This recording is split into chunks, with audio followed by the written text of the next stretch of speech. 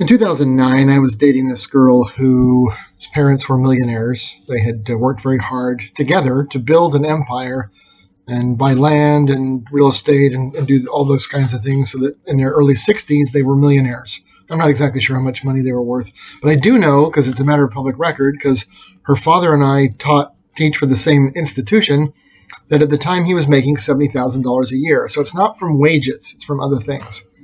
And this girl wanted to move from her parents' house to her husband's house with zero diminution in her standard of living, which is just not realistic. As soon as I realized this, it came down one day where she wanted to set the terms of our relationship because, women, she's a strong boss babe or whatever. And I sat her down and established boundaries and said, I have an education, I have a career, I had owned one house. I would buy I was renting at the time, but I had two cars. No, I had one car at the time. I'd eventually have two. I have a retirement plan. What do you bring? When you have any of those things, then we will talk about you setting boundaries. 3 weeks later, she broke up with me on my birthday, actually, but that's another story. The real story then is that I've forgotten when this was written. In 2011, Tracy McMillan wrote in the Huffington Post an article entitled Why You're Not Married, which is written to women and explains to women why they're not married. And the reason I'm bringing this up is because when I went to look it up today, as I was thinking about this, I realized it was written on February 13th, 2011. This was a Valentine's Day flip the bird to women from another woman, which is absolutely hilarious. The day before Valentine's Day in 2011, she explains to women, the reason you're not married is because you're the problem. And to not belabor the subject, I'll give you the link down here below so you can read it for yourself.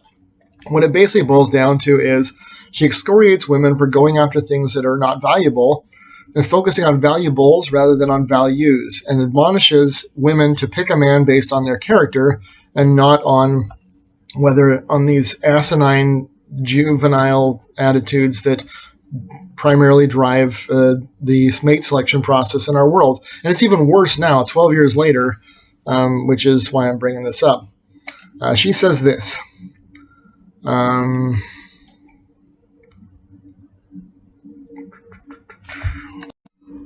Right here it says, she talks about some of her friends who quote, wisely chose their husbands for their character, not their cup size. Or that's how the men were picking the women. And so she encourages women to do the same. It's not about getting something, it's about giving. And then right here, right, it's early in the article under your shallow. When it comes to choosing a husband, only one thing really truly matters, character. So it stands to reason that a man's character should be at the top of the list of things you're looking for, right?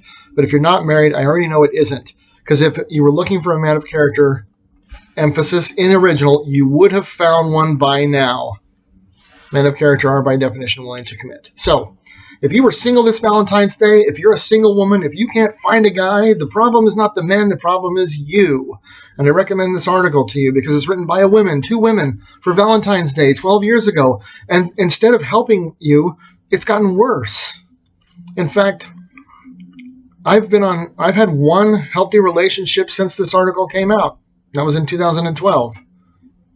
And I haven't been on a date since 2015 because these are the women I'm meeting. And I'll just read the titles so you understand. You're shallow. You're a harlot. You're a liar. You're selfish. You don't think you're good enough. And that's why they're not married.